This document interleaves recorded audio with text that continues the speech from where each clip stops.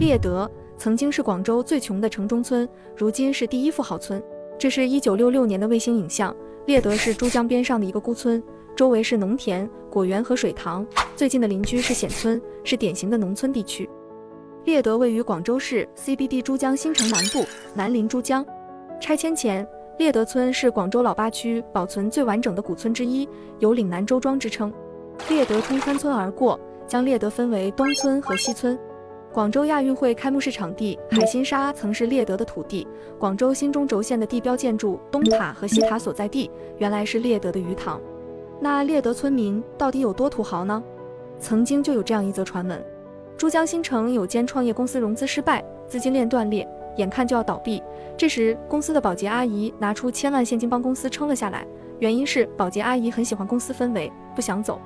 而这位阿姨正是猎德村民。拆迁后，阿姨分到了8套房和1000万现金。她平日不喜欢打麻将，也不喜欢旅游，就喜欢搞清洁。注意哈，至于这是段子还是真实发生过的事情，已经不可考。但猎德村土豪多那是不争的事实，在猎德村随便找个保安都有可能是千万富翁。外界对猎德的印象大多停留在手持几套 CBD 豪宅、天天收租、坐等分红这样的土豪传说上，但这个古老水乡的背后还隐藏着许多不为人知的故事。就在10多年前，它都还是广州最穷的城中村。准备好了哈？点赞、收藏，我们穿越去了解猎德村的故事。据《猎德村志》记载，猎德开村于宋代，至今有900年历史。猎德之名源自西汉思想家杨雄法言艺术学行中耕道而得道，猎德而得失句，耕和猎均为追求之意，猎德即为追求道德完全之意。宋、元、明清年间，猎德村曾出过多名进士、举人、秀才，其中清朝共有2名进士、2名解元、9名举人和86名秀才，还有12名因军功显赫而进士的人。在这900年的历史中，猎德经历过几次大起大落。在宋代，猎德是南海郡番禺县7镇之一，是繁华的贸易市镇以及江防要地，出场即巅峰。明代后，珠江河道逐渐淤积，猎德丧失深水码头，不利船舶，尚存猎德村、猎德冲。猎德第一次走向失落。清代时，在2次鸦片战争期间，猎德建有炮台，狙击英法联军。由于鸦片战争的原因，猎德村前的珠江水道被堵塞或设置水闸，导致河道不通。为此，进入广州的商船多数停泊在猎德水闸前，再转运广州。猎德逐渐发展成市镇，猎德再次走向繁荣。鸦片战争后，随着河道逐渐疏通，清朝覆灭后，水闸拆除，河道完全畅通，猎德市镇因此而消失。短暂繁荣之后，猎德又再次走向失落。抗日时期，广州沦陷，猎德也遭难。1945年，在日本投降前夕，美军机群轰炸天河机场，误炸猎德村，炸毁房屋50多间，死伤40-50人，猎德陷入至暗时刻。直到新中国成立之前，猎德村尚无马路，村民出行要从码头登船。1955年，猎德开辟了历史上的第1条马路。改革开放后，猎德逐渐发展成广州著名的水果市场，猎德似乎有了重新走向繁荣的迹象。但真正的转机还在后面。1985年，猎德所在的天河区成立，广州市对天河区大举建设，也就是在这一年，猎德才开通了第1辆公共汽车。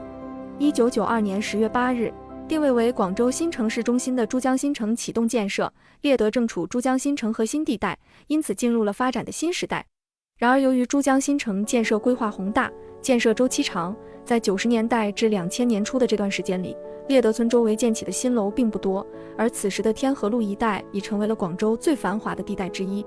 大批外来人口涌入这里，临近天河路且交通便利的石牌村和冼村成为了他们落足的首选之地，这里的村民也因此摇身一变成了房东，过上了富足的收租生活。尽管猎德村也收租，但由于交通不便，缩在江边，租金低廉，只有在石牌和冼村租不起房子的人才会考虑到猎德租房。直到拆迁之前，这里仍然是一片片密不透风的握手楼和脏乱差的环境，村民怨言不少，自嘲是广州最穷城中村。有村民曾经最大的愿望就是等赚到钱了就到外面买房子，离开这里。2007年5月14日，广州市批复同意启动猎德村整体改造，猎德村民终于等来了期盼已久的一天。猎德村成为了广州市首个整体改造的村落，备受瞩目。8月份， 99.9%的猎德村民签名同意拆迁方案。10月，猎德村整体拆卸敲响第一锤。到当年12月，在不到4个月时间内，猎德村3000多户、3700多栋，总面积超过60万平方米的房屋完成了签约和拆卸工作。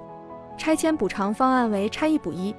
2010年，猎德复建安置房完工，37栋高层一线江景住宅矗立在珠江边，共计6000多套回迁房，7800多名村民顺利回迁。除1/3供村民自住外，其余4000余套可用于出租。众多猎德村民一夜间资产过千万。当然，除了收租，猎德村民还有分红。如今的猎德拥有高置大厦、天德广场、高德置地村广场和南亚中和广场等集体物业，这些高端楼宇、超甲级国际商务综合体每年给猎德人带来不菲的收入。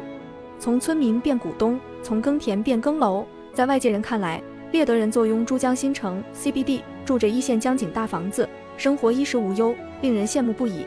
猎德已成了富豪的代名词。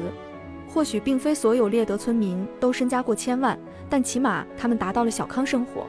一个村也是一个小型社会，有人分得10几20套房，也有人仅分得1、2套，分得少的自然成了村里的穷人。只不过在外界看来，即便只分了1、2套 CBD 江景房的穷人，那也是绝大多数人奋斗一辈子也无法企及的高度。作为一个拥有900年历史的古村，猎德村拥有丰富的民俗文化。因为地处水乡，龙舟文化自然少不了。端午招景是猎德村全年最重要的群众性文体活动，它不同于龙舟竞渡。村民们把龙舟打扮得漂漂亮亮，到各地趁景游龙探亲，划着龙舟互相拜访。猎德的招景日期为5月初5，每年应邀而来的龙舟一般有100余条，场面热闹非凡。在龙舟竞渡方面，猎德也相当强悍。甚至早在上世纪60年代初，猎德就打破了女子不得上龙船的传统观念，组建了第一支女子龙舟队。猎德的男子龙舟队和女子龙舟队曾在广州国际龙舟邀请赛中同时夺冠，成为双冠王。市镇出现又消失，猎德村几经兴衰，如今依旧在。铁打的猎德，流水的市镇，是大环境造就了猎德的兴衰，但猎德始终是市镇的名片，延绵续存。他的故事或许远远没有讲完。如果你喜欢穿越时空去旅游，欢迎关注、点赞、分享。你喜欢穿越去哪里旅游呢？在评论区留下你的想法吧，我们下期见。